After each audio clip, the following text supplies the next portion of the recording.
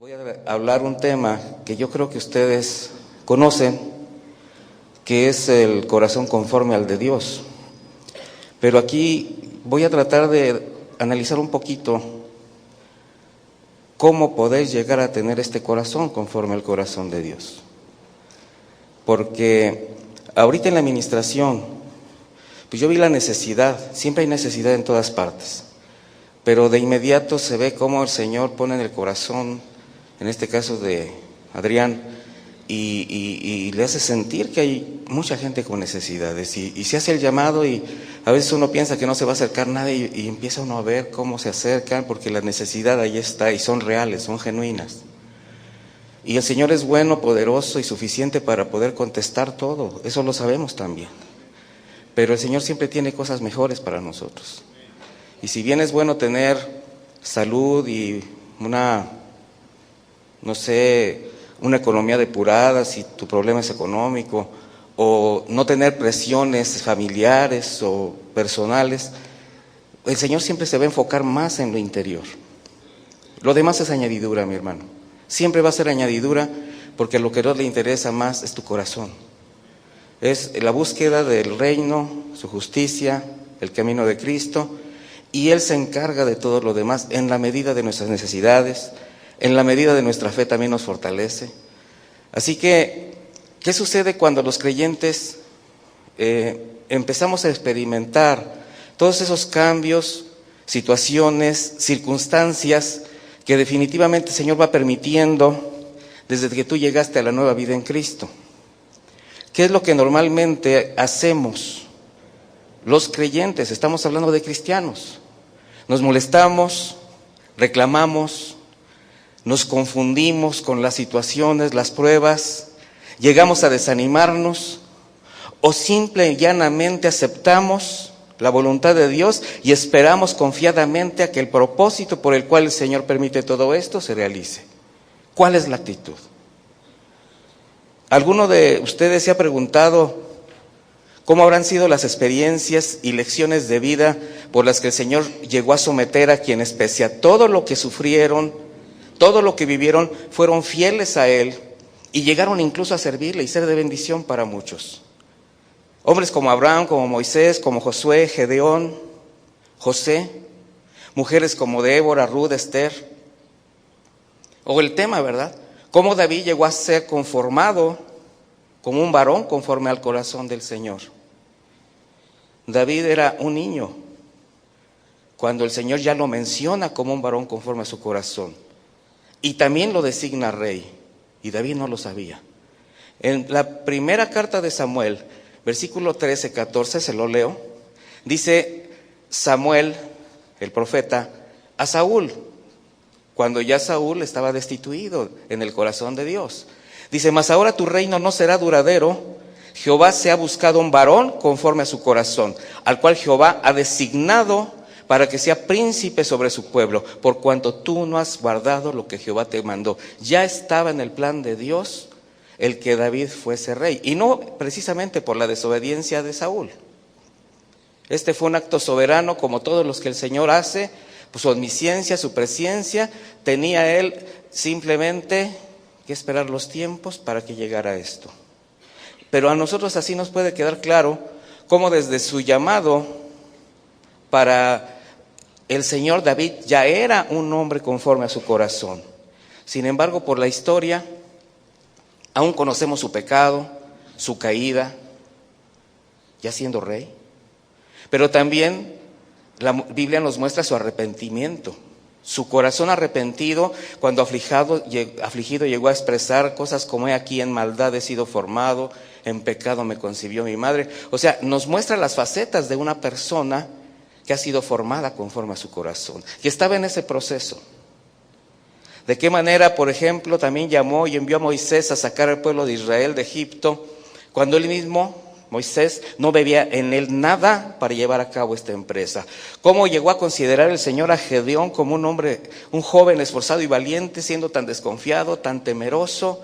¿O cómo José, bajo toda ese menosprecio y desprecio de sus hermanos, las pruebas a las que fue sometido, lo guardó y llegó a ser primer ministro de Egipto. ¿Cómo fue todo esto? Qué difícil, mis hermanos, y diría yo imposible, es tratar de entender los pensamientos y la soberanía de Dios. Eso no es posible para nosotros. Pero lo que sí es posible es tratar de entender el carácter de los siervos que de alguna manera, aún pese a ellos, son ejemplos para toda generación de creyentes. Y así, al conocer la vida de hombres fieles de Dios, podemos comprender que todo lo que sufrieron y todo lo que hicieron, además de ser permitido por el Señor, fue fruto de una formación misma que se basa en experiencias, sean buenas o sean malas. Y tomando el caso de David, podemos comprobar cómo desde pequeño el Señor lo pasó por experiencias inusuales para su edad, pero fue el aprendizaje necesario para llevarlo a ser ese varón conforme a su corazón. Y eso significa pensar y sentir como Dios, entender el pensamiento de Dios, no saberlo, no conocerlo, es entender sus propósitos. Y como en todo aprendizaje hay un proceso que nos conduce a una meta. Para quienes profesamos la fe cristiana, nuestra meta es, primero, Cristo. Obviamente hay un galardón al final de la carrera, pero eso vendrá hasta el día que seamos glorificados con Él. Y mientras el Señor nos tenga en este mundo, habrá que procurar alcanzar una meta, una estatura, una plenitud. Aspirar a tener el carácter de Cristo. Porque si consideramos que en todas partes, desde que nacemos, hay modelos de vida, de conducta, de formación, y que desde pequeños de alguna forma somos conducidos mediante enseñanzas, estudios, experiencias, a alcanzar metas y carácter. Cuando llegamos a la fe en Cristo, también de inmediato hay un trato por medio del Espíritu de Dios, donde el modelo a seguir es Jesucristo. Y durante este proceso, trabaja en los corazones del creyente, de los creyentes, para formar en ellos ese carácter. De hecho, nadie que se haya rendido al Señor escapa a este proceso, donde también la enseñanza y la experiencia son fundamentales. Y a veces esas experiencias son las que menos queremos pasar por ellas. Para David, este proceso comenzó a edad muy temprana. La Escritura nos dice que casi siendo un niño el Señor lo pasó por experiencias inusuales para su edad. Sin embargo, vemos que estas pruebas fue lo que contribuyó a llevarlo a ser ese varón conforme a su corazón, es decir, a ser el corazón conforme a Él. Pero todo este aprendizaje es algo que para él, si bien no llegó a entender, así como nosotros tampoco llegamos a entender por qué suceden ciertas cosas, también le llevó a ciertos momentos de angustia. En 1 Samuel 16,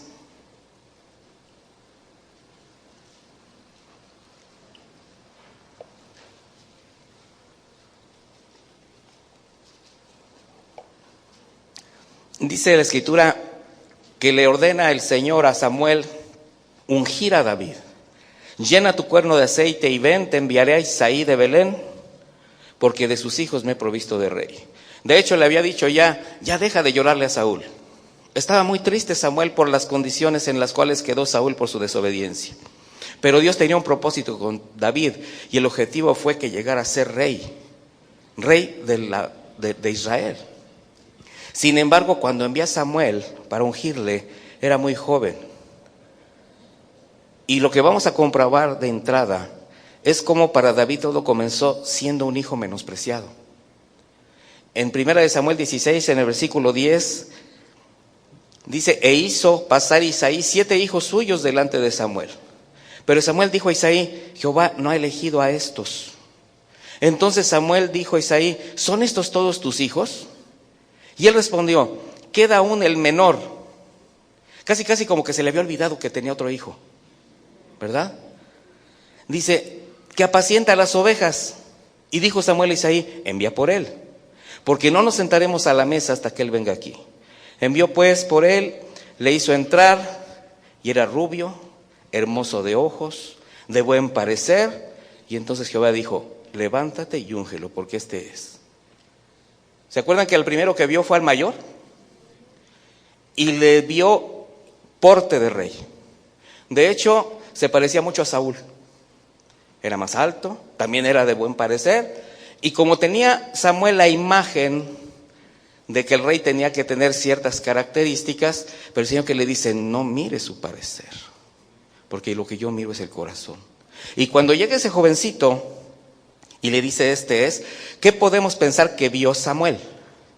Un niño pequeño, aproximadamente de 12 a 14 años, sudoroso, corriendo, desconcertado, oliendo a chiva, ¿verdad? Sí, porque era pastor y venía corriendo del desierto. Y el Señor lo que veía no era eso, lo que veía era un rey. David era el menor de todos y a pesar de ello, por los hechos podemos ver que no era precisamente el favorito, porque siendo el menor su padre lo tenía en el campo, cuidando las ovejas de la familia, con todos los riesgos que esto implicaba. Incluso podríamos pensar, ¿qué clase de padre fue Isaí que tenía el hijo más pequeño, casi un niño en el campo, cuidando ovejas, solo, rodeado de peligros? Incluso podríamos pensar que Isaí fue un padre muy insensible, demasiado severo con él. Sin embargo, mis hermanos, todo es un plan de Dios. Fue Dios quien guió a Isaí de la manera como debía tratar a su hijo menor. Y esto llevó a David no solo a verse como el consentido o mimado por su edad, sino que lo llevó a estar expuesto a muchos peligros, aún enfrentando osos, leones, pero eso fue precisamente lo que le permitió después enfrentar a Goliat y derrotarlo. ¿Has pensado, mi hermano, que si el Señor no te hubiera llevado a pasar por determinadas pruebas, aún peligros, tal vez no habrías podido llegar al lugar donde estás hoy? ¿O el hecho de estar aquí? ¿O al nivel de madurez que quizás ya tienes como creyente y aún como persona? Porque muchas veces menospreciamos lo que tenemos porque ponemos nuestros ojos en expectativas a veces inalcanzables, cuando no aprendemos a conocer la voluntad de Dios. Hay quien simplemente se ha dedicado a quejarse, incluso evitando toda prueba, donde incluso bajo el influjo de alguna falsa doctrina se pueden hacer declaraciones absurdas en contra de la voluntad de Dios. Muchas de las experiencias de David podemos ver que también fueron señal de lo que en su tiempo el Señor Jesucristo llegó a experimentar, quien también fue despreciado por sus hermanos, tal como David lo fue entre los de su familia. Cuando el hermano mayor, Eliab, encuentra a David en el campo de batalla, que por encargo de su padre Isaí les había llevado provisiones, ¿sí se acuerdan que le dijo, deja las ovejas, lleva estos quesos, este pan? Pues llevaba provisión. Llegó David, preguntó, primero llevó al lugar donde se daba la despensa de los alimentos y entregó los alimentos. Preguntaba por sus hermanos apenas, y en 1 Samuel 17:28 dice, y oyéndole hablar Eliab, su hermano mayor, con aquellos hombres, se encendió en ira contra David y dijo, ¿para qué has descendido acá? ¿A quién has dejado aquellas pocas ovejas en el desierto? Yo conozco tu soberbia y la malicia de tu corazón, que para ver la batalla has venido. ¡Qué juicio tan injusto! El niño le llevaba quesos y pan. El niño estaba obedeciendo a su papá. Pero el corazón de Eliab era de juicio injusto sobre David. Y le dice, conozco tu soberbia y la malicia de tu corazón. Pero Dios dice, este es un varón conforme a mi corazón. Alguien estaba equivocado. La Biblia dice que nuestro Señor también fue rechazado. Siempre. Incluso ni sus hermanos creían en Él. Así que probablemente, mis hermanos, dentro del proceso de la formación del creyente, el rechazo y el menosprecio es una parte importante. Y este menosprecio, este rechazo, será más evidente o más claro entre tus cercanos, tu familia, tu casa, tu trabajo, incluso la iglesia. Yo no sé qué está experimentando cada uno de ustedes o el lugar que ocupas entre los que te rodean. Pero si es de menosprecio, de desaprobación o incluso de rechazo, aunque te has esforzado, Y de esas veces que siempre hay alguien mejor, alguien en quien tienen puesta la mirada a los demás, ¿tú cómo te sientes? Pese a tus esfuerzos, no hay quien voltee, ni siquiera te diga gracias. Al contrario, te juzguen mal. Bueno, mi hermano, ya te enteraste, es parte del trato de Dios. Y es algo que tienes que agradecer a Dios. Porque es Dios quien elige y forma a sus siervos. Y toma la mayor de las veces de lo que no es, de lo despreciable, de lo vil. ¿Para qué? Para que la gloria solamente sea de Él, mi hermano. Por eso no trae capacitados personales. Que la gloria no sea para el hombre. Y a nosotros, sus hijos, solo nos queda caminar sensibles a la voluntad del Señor. Porque siempre habrá alguno que después de haber recibido por la gracia y misericordia de Dios un lugar con Él, crea que por haber sido usado o haber sido puesto en alguna posición determinada, pueda decir: Dios me cogió a mí por ser mejor que los demás. Siempre habrá gente así. Que el Señor nos libre de decir y aún de pensar algo así. Si bien el Señor se agrada de la obediencia y el servicio de sus hijos, solo fue respecto al Señor Jesús que expresó: este es mi Hijo amado en el cual me complazco. Estas palabras que Dios expresó por su Hijo Jesús son mucho más elevadas que incluso lo dicho a David. David simplemente dijo: es un hombre conforme a mi corazón, pero en el que se complace siempre es en su Hijo Jesús. Es el que le da contentamiento. Y si David llegó a tener ese corazón, fue porque antes tuvo que ser transformado a la imagen y carácter de Cristo. Y como la única forma, la única esperanza para que David llegara a tener ese corazón fue que el Señor lo transformara, también la única esperanza para nosotros, para tener un corazón conforme al de Él, es que Dios nos transforme a través de su Espíritu Santo. Es el mismo proceso. Y así podemos ver rasgos en David, donde además de obediente, valiente, trabajador, fue un verdadero adorador. Pero fue un adorador en medio de la soledad. David fue pastor de ovejas, leal a su padre, aún a costa de su propia vida.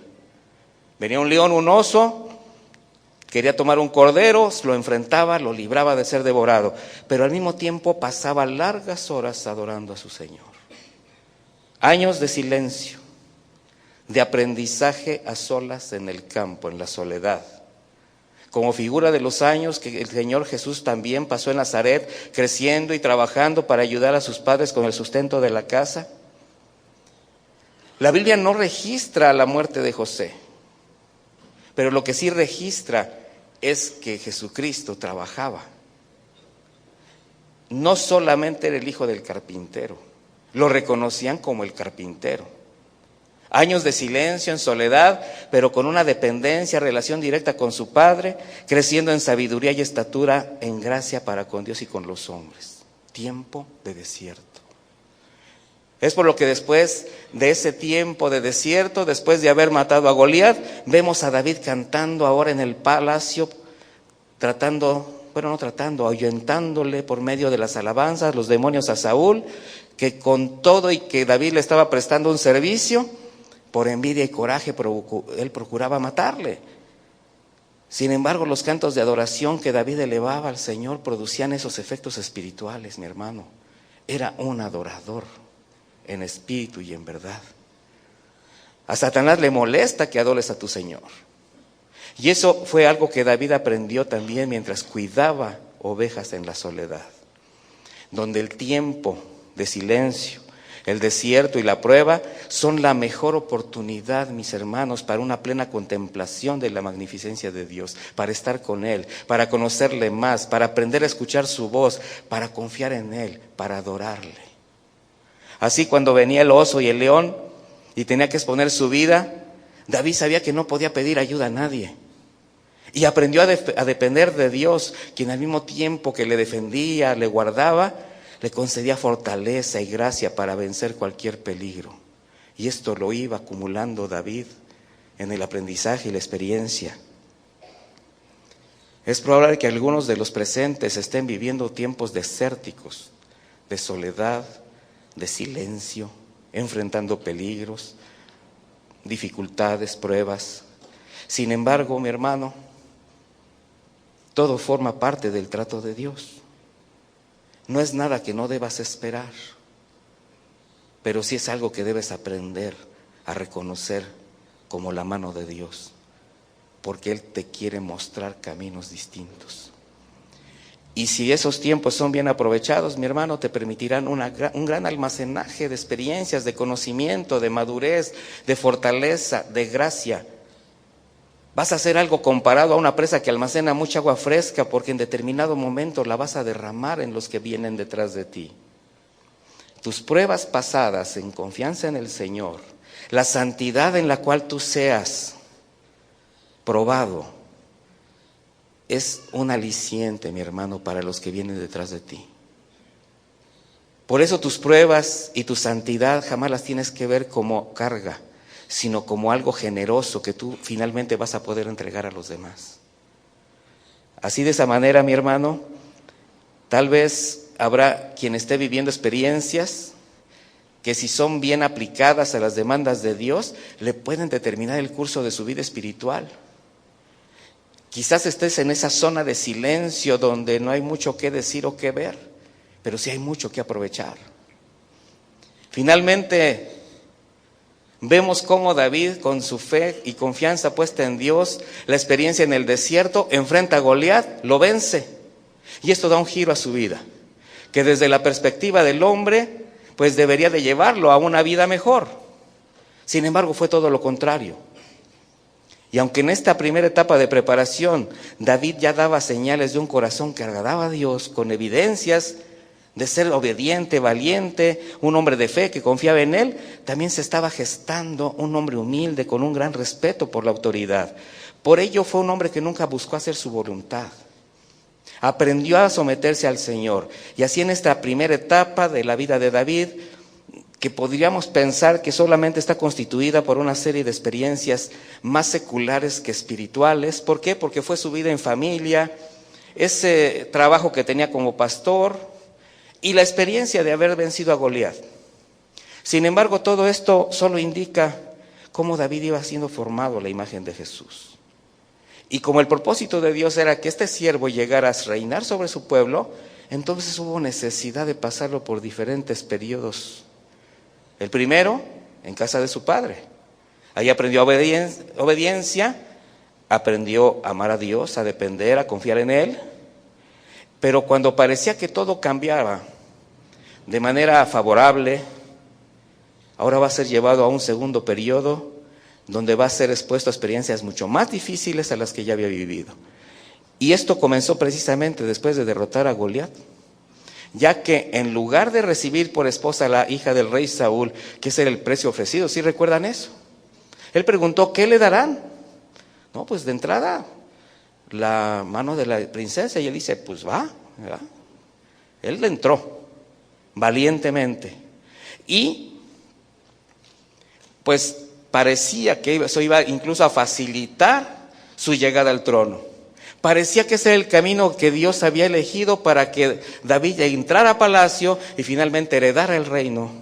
Sin embargo, a unas panderistas de Israel se les ocurrió danzar por las calles cantando: Saúl hirió a sus miles, David a sus 10,000, y ese estribillo llenó de envidia el corazón de Saúl.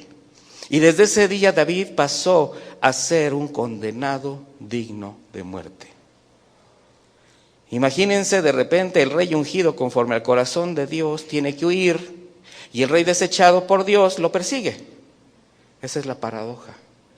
Sin embargo, a partir de ese momento comprobamos cómo, debido a estas experiencias que habrá de pasar, se va desarrollando en él un carácter que en realidad ya no es el carácter de David, sino el de Cristo en él.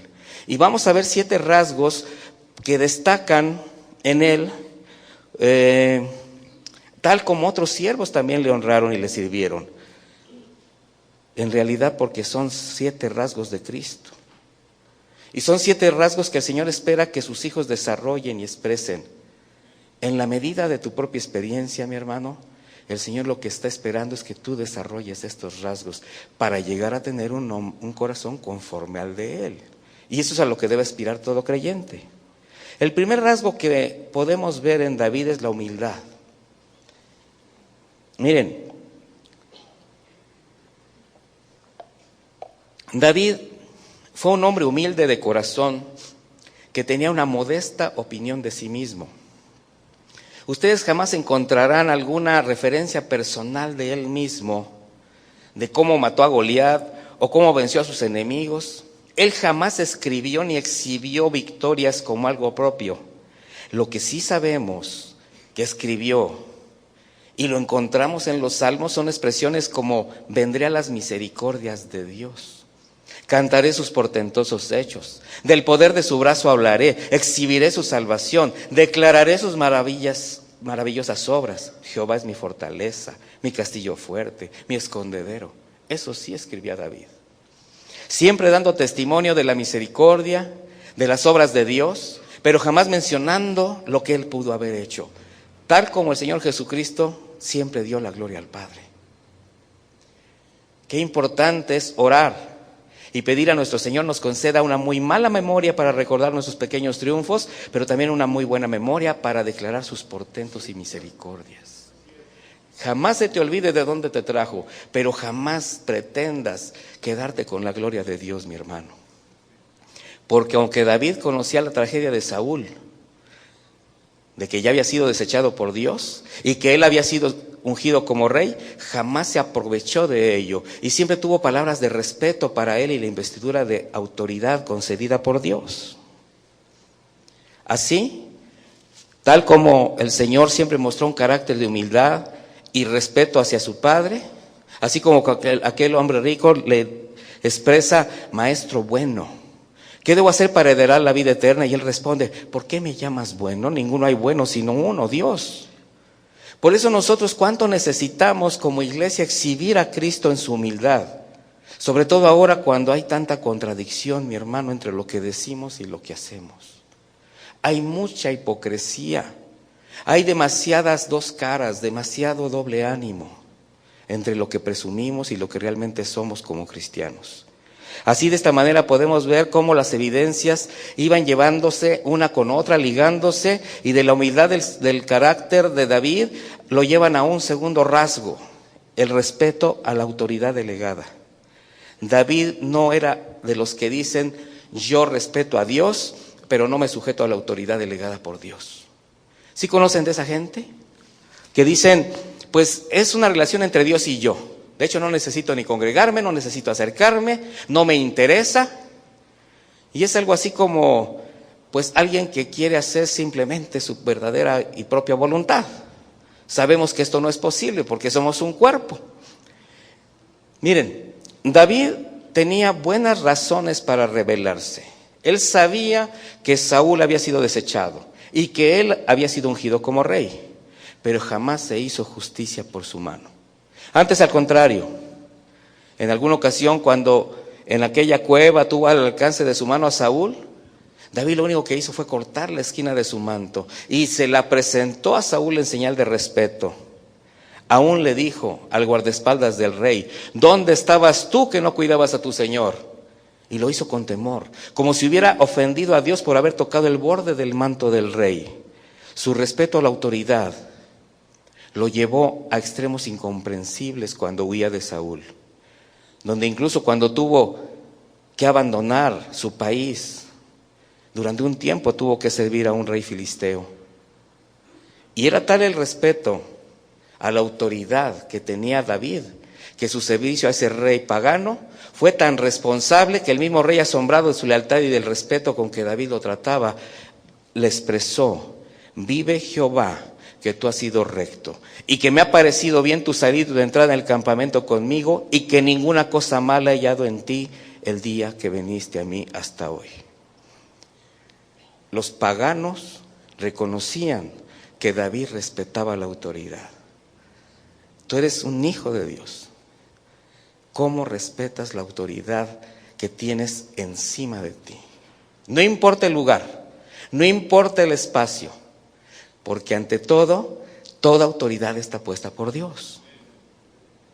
Y ese es el respeto, mi hermano, la integridad y la rectitud y lealtad que el Señor demanda a los creyentes para exhibirla y aplicarla en todas nuestras actividades, tanto seculares como espirituales. Si tú tienes un trabajo secular, que me imagino que sí, Medita cómo reaccionas ante tus superiores cuando te encargan algo. ¿Lo haces con rectitud, con diligencia, con buena conciencia? ¿O eres de los que piensan, pues al fin y al cabo es un incrédulo, y mientras esté yo bien con Dios está bien? Finalmente no me pagan lo que merezco, yo soy un hijo de Dios. Hace como que me paga, pues yo hago como que trabajo. No, mis hermanos, la Biblia nos enseña que somos conocidos por buenos frutos. Por nuestros frutos nos van a ¿qué? Conocer. Y esto no es solamente en la iglesia. Es en el mundo donde tenemos que ser reconocidos más por nuestra responsabilidad, integridad, honestidad y respeto a la autoridad. Aquí, si apagamos la luz, se ilumina con la santidad que ustedes generan. Afuera es donde tenemos que dar luz en las tinieblas. El respeto de David a la autoridad delegada es un reflejo del respeto que el Señor Jesús tuvo a las autoridades en su tiempo. En su tiempo, mis hermanos, el emperador era Tiberio César, un hombre sanguinario, corrupto. El rey judío de la región Herodes, un hombre igualmente terrible. Poncio Pilato, un gobernador pagano que lo juzgó antes de ir a la cruz. Y sin embargo el Señor Jesús aceptó y respetó esas autoridades. A los soldados que le preguntaron, ¿qué haremos?, les dijo, no extorsionen, no calumnien y confórmese con su salario. Y a ser cuestionado sobre pagar impuestos, dijo, den al César lo que es del César. Él siempre vivió bajo la autoridad delegada, nunca se rebeló contra ella. La autoridad es permitida, mi hermano, y puesta por Dios. ¿Reconoces tú esa autoridad de Dios en tus autoridades seculares y espirituales? Son preguntas que te tienes que hacer tú mismo. Y si lo haces, ¿las obedeces conforme a la legalidad de cada una, mi hermano? No solamente que las aceptes, las respetas y las obedeces con corazón limpio, sin cuestionar. Si lo haces de esa manera, entonces esa obediencia y lealtad, en esos rasgos, sí estás expresando el carácter de Cristo. Y esa condición te llevará a otro rasgo que exhibió David, y es la aceptación de la voluntad de Dios. Y la mayor de las veces se hace evidente bajo circunstancias difíciles. Una buena parte de la vida en los cristianos, mi hermano, y es una muy buena parte, es bajo circunstancias difíciles, pasando pruebas, adversidades, que Dios permite para probar tu fe y para madurarte espiritualmente. Sin embargo, para quien no está enseñado y bien cimentado en esta fe, se le hace fácil precisamente molestarse, reclamarle incluso a Dios, atreviéndose a decir, no merezco estar en esta condición, si soy un hijo de Dios, si soy heredero del rey, ¿por qué a mí? En alguna ocasión aquí escuché al pastor Pardo, ¿por qué no a ti? ¿Qué de especial tienes? ¿Y eso es real? ¿Qué de especiales podemos tener si al contrario el Señor lo que está haciendo es formando nuestro carácter? Hay quien incluso blasfema en contra de la voluntad de Dios con decretos inútiles. Pero ¿cómo reaccionó David ante circunstancias así? Miren, por causa de David, sus padres y sus hermanos también tuvieron que salir de su país. Se hicieron abominables ante Saúl y tuvieron que huir a Moab. David los llevó al rey de Moab y le dijo, te ruego que te hagas cargo de mi padre y de mi madre durante este tiempo hasta que sepa lo que Dios hará de mí. Esto está en 1 Samuel 22:3. O sea, David no tomó la justicia por su cuenta. David simplemente entendía que hasta que Dios obrara, él sabría lo que tenía que hacer. Aún a su familia tuvo que llevar a poner en manos de un rey pagano. Así vemos a David cómo entonces él se abandonaba en las manos de Dios, porque ya no era él quien dirigía su propia vida, sino Dios quien la ordenaba al mismo tiempo que continuaba enseñándole, mostrando caminos, mostrándole su voluntad. En otra ocasión vinieron sus enemigos sobre la casa de David en Siglag y tomaron toda la ciudad. Se llevaron las esposas de todos ellos, todos sus generales, todo su ejército, sus bienes, arrasaron con todo. Cuando David llegó con sus hombres, encontraron la ciudad asolada. Todo el pueblo, mis hermanos, y los hombres fieles de David que siempre confiaron en él, en su desesperación se volvieron contra él y hasta estuvieron a punto de apedrearlo. David en ese momento, lo único que dice la Biblia es que se fortaleció en Jehová, su Dios. Este pasaje está en 1 Samuel 36.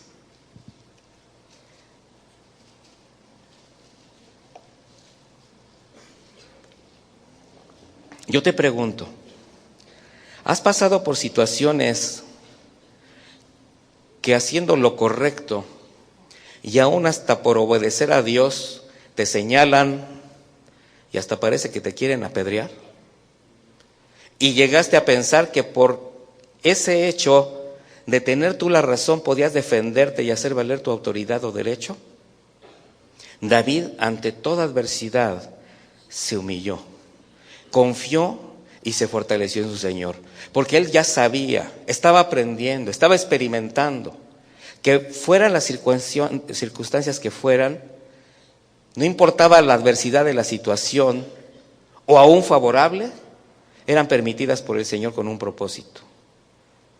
Cuando su hijo Absalón intentó derrocarlo para quedarse con el reino, David no se defendió, salió de la ciudad dejándole el camino libre.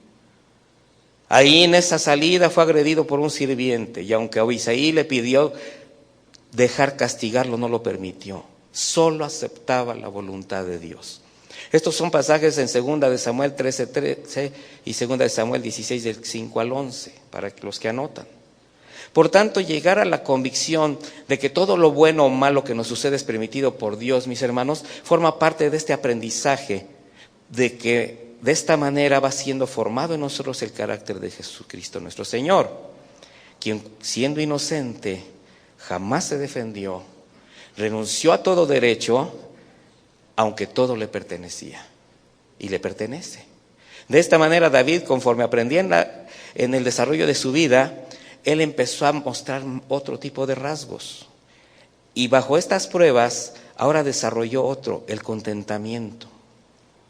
David, consciente de ser rey escogido y ungido por Dios, experimentó la persecución, ser ignorado, ultrajado y sometido a pruebas que pusieron en riesgo su integridad personal, la de su familia, y jamás se rebeló en contra del Señor. Qué difícil es entender cómo creyentes y sobre todo a veces siervos de Dios, que tenemos la seguridad de contar con la gracia y respaldo del Señor, esto no nos libra de los problemas y las aflicciones. ¿Tú sabes que tienes el respaldo de Dios? ¿O no, mi hermano? Ahora, ¿crees que eso te libra de los problemas y las aflicciones? No. Antes, al contrario, eso nos hace más vulnerables a todo tipo de agresiones, de críticas y difamaciones. Sin embargo, no hubo algo en David que tratara de hacer para hacer valer por su cuenta tal derecho, porque durante este proceso él aprendió a esperar en Dios, no solo con humildad, sino también con contentamiento. O sea, guardó su corazón para que nada pudiera distraerlo de tener una buena relación con el Señor. Porque normalmente cuando alguien cae de una posición a otra posición de deshonra, o es agredido sabiendo que debería hacer todo lo contrario, esto lo lleva inmediato a pensar que es tratado injustamente y que por tanto tiene derecho y razón a defenderse. Incluso hay quien, considerando sus causas bajo esa perspectiva, muy espiritualmente eleva sus oraciones diciendo: Señor, soy tu hijo, tu siervo, hazme justicia. Y al decir esto, lo que verdaderamente estás deseando no solo es que Dios obre a tu favor, sino que además castigue al que te está causando el daño. Porque ese es el corazón del hombre. Por eso el Señor dijo: mía es la venganza, yo daré el pago. Porque si Él nos permitiera que nosotros diéramos el pago, mi hermano, devolvíamos el golpe con otros dos para que no se olvidaran de nosotros. Así de simple. Ahí te va este de pilón para que te acuerdes quién soy yo. Pero esa no debe ser la actitud de un cristiano, mucho menos de un siervo que ha entendido que todas las circunstancias, sin importar cómo sean, están ordenadas por Dios para su bien. Y para quien no piensa y reacciona así, entonces, ¿dónde quedan las lecciones de Cristo de que si alguien te hiere en una mejilla, le pongas la otra? O que si alguien te maldice, tú le bendices. O el mandamiento de orar por tus enemigos. ¿Tú oras por tus enemigos? ¿Bendices al que te maldice? Otro rasgo de David fue la honestidad para consigo mismo. A David nada lo movió a considerar una opinión especial de él, a pesar de la buena opinión que muchos llegaron a tener. En ocasiones muchos, incluidos el rey Saúl, elogiaron a David. De hecho, hubo tantos elogios hacia él como para que se hubiera envanecido. Si vemos, ese fue el origen de su tragedia, el elogio de todo el pueblo. Pero él, ¿cómo se mantuvo? Humilde y modesto. Por ello David, ya como rey, siempre se postró delante del Señor. Y aunque el pueblo lo amaba, le obedecía y hablaba bien de él siempre lo que mostraba era gratitud hacia el Señor y le daba la gloria. David escribió: ¿quién soy yo y cuál es mi casa para que me hayas traído en este lugar? En cierta ocasión que Saúl le perseguía, le dice: mi Señor, ¿por qué ha salido el rey a buscar una pulga? Así como quien persigue una perdiz por los montes. Algo así como: mi rey, ¿por qué usted pierde el tiempo en perseguir a un hombre tan vil e insignificante como yo? Hará mucho bien a una gran cantidad de hombres y mujeres que se consideran siervos de Dios aprender a reconocer con honestidad su verdadera condición de siervos delante de Dios. Por eso David, al aprender a tener una actitud distinta para con sus adversarios, cuando Saúl muere, bien pudo haber dicho: por fin se acabaron las tribulaciones, el trono me espera. Pero en vez de alegrarse y aprovecharse de la circunstancia, David escribe un poema triste, una endecha donde no solo expresó su tristeza por la muerte de Saúl y Jonatán, sino que también ese poema ordenó que tenía que aprenderlo todos los hijos de Judá. No se alegró por la muerte de su enemigo, del que lo perseguía, estaba triste. En 2 de Samuel 1:19 dice: ha perecido la gloria de Israel sobre tus alturas. Cómo han caído los valientes Saúl y Jonatán, amados y queridos, inseparables en su vida, tampoco en su muerte fueron separados. Más ligeros eran que águilas, más fuertes que leones. Hijas de Israel, llorad por Saúl, quien os vestía de escarlata con deleites, quien adornaba vuestras ropas con ornamentos de oro. Jamás hubo alegría en David por la muerte de Saúl. Mucha tristeza por el destino que sabía ahora había tenido Saúl, y siempre exhibió un profundo respeto por él. No es más que más evidencias del carácter de Cristo, quien en el Getsemaní, cuando a Judas llega acompañado de los guardias para apresarlo, después de traicionarlo, le dice: amigo, ¿a qué vienes? Y en la cruz, en ese terrible sufrimiento, expresa al Padre su misericordia, amor y compasión para con todos los hombres, clamando: Señor, perdónalos porque no saben lo que hacen. Así David seguía aprendiendo y desarrollaba el carácter que lo llevaría finalmente a cumplir con el propósito por el cual fue elegido. Y el siguiente rasgo es la paciencia. ¿Cuántos pacientes hay aquí?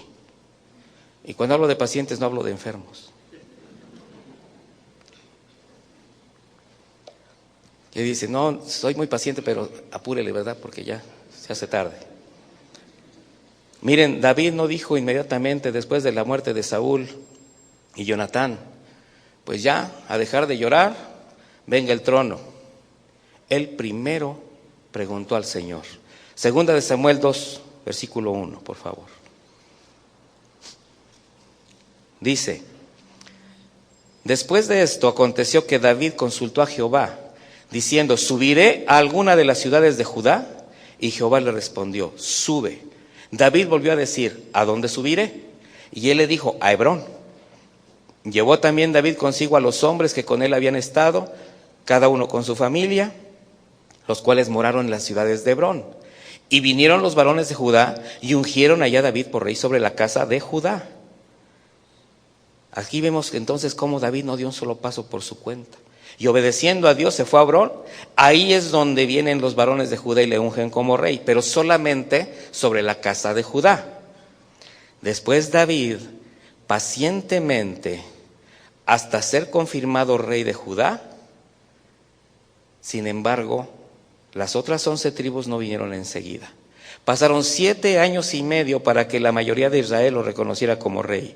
Y en 2 de Samuel 5:3 dice: vinieron pues todos los ancianos de Israel al rey en Hebrón, y el rey hizo pacto con ellos en Hebrón delante de Jehová, y le ungieron a David sobre el rey de Israel.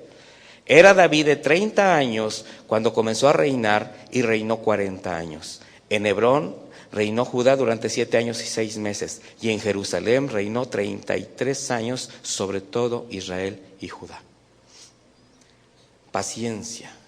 Él sabía lo que le pertenecía, él sabía que era el rey, pero jamás hizo nada por lograr a su manera o a la manera del hombre lo que Dios ya le había prometido.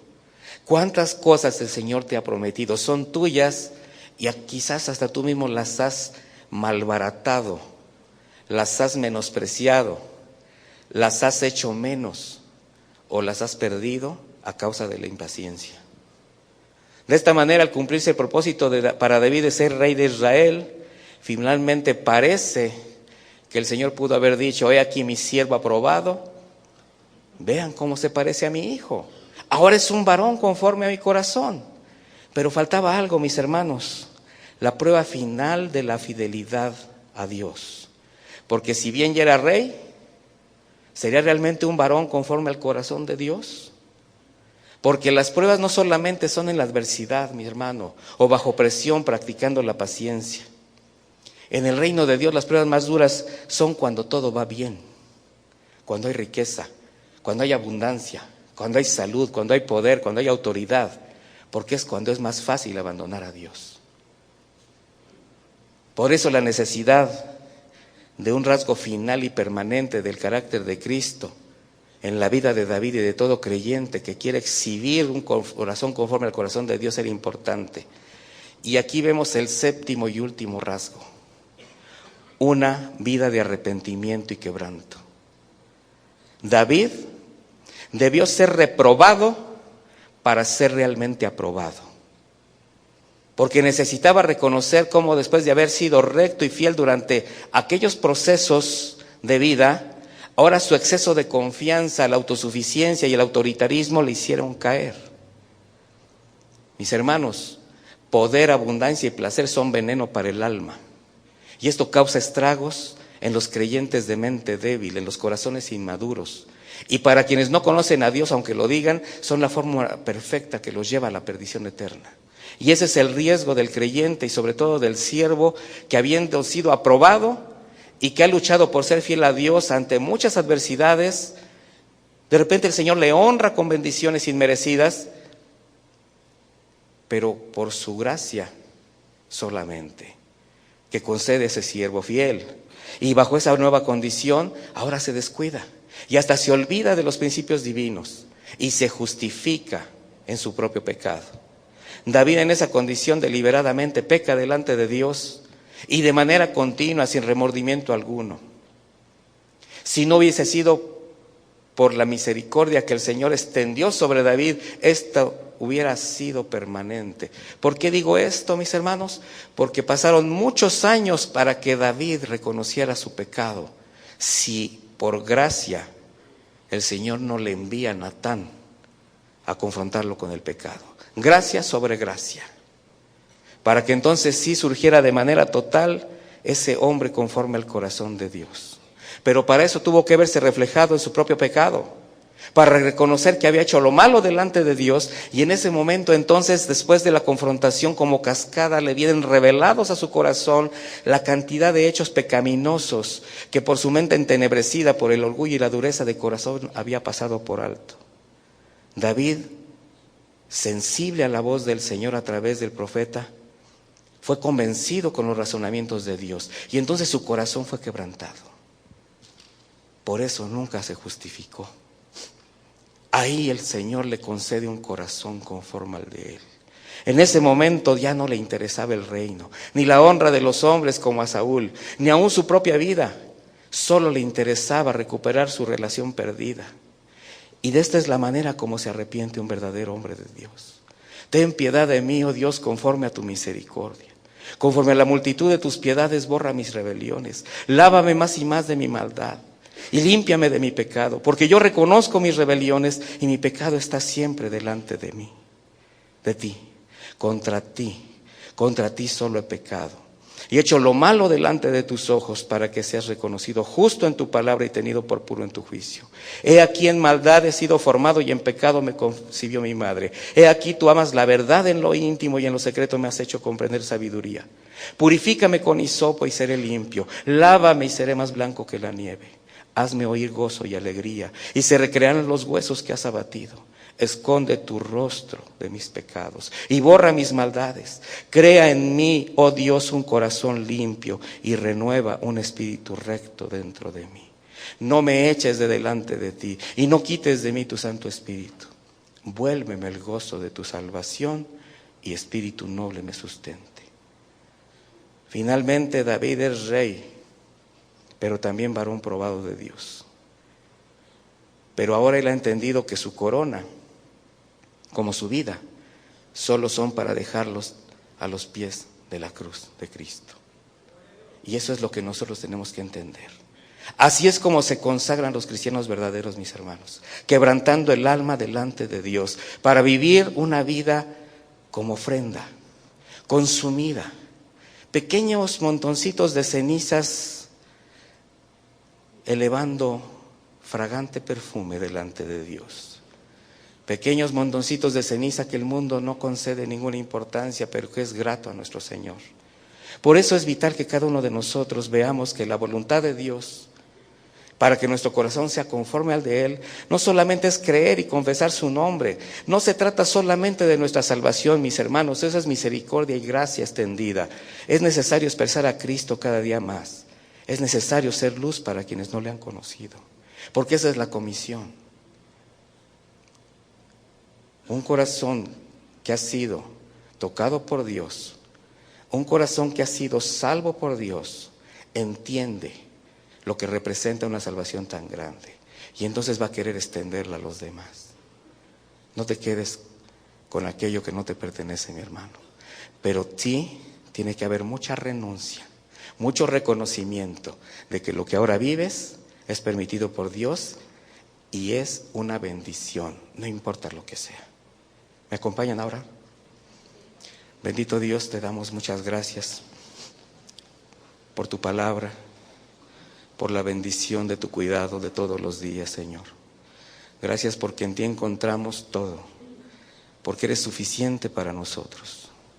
Muchas gracias porque desde el momento que te conocimos, Señor, nuestra vida realmente tomó sentido. Ahora sabemos delante de quién estamos, cuál es nuestro destino, cuál es nuestro futuro glorioso, porque en ti todo está consumado. Te pido y te ruego, Padre eterno, que sigas dando a tus hijos, a tu rebaño, Señor, a esta pequeña manada, corazón de siervos, corazones arrepentidos que reconozcan una necesidad de ser guiados, una gran necesidad de dependencia a ti, Señor. Y sobre todo reconocer que todo lo que le sucede a cada uno no es más que tu voluntad expresada en diferentes experiencias, para que cada una de ellas vaya formando parte del carácter que estás formando en ellos. Así, de esta manera, solo te pido, Padre eterno, que nos bendigas, que nos guardes, que no permitas que caigamos como ese pámpano que se puede recoger, echar al fuego y perderse. Ayúdanos, Señor, a caminar en ti, a no perdernos, Señor. Ayúdanos a tener una dependencia plena de ti y a reconocer tus caminos, no importa lo que suceda, no importa lo que venga, porque si te tenemos a ti, lo demás no importa. En el nombre de Jesús, lleva con bien a mis hermanos, a cada uno de estas familias preciosas, a sus hogares. Sigue siendo su proveedor, sigue siendo su fortaleza, su escondedero, sigue siendo su sanador, Señor.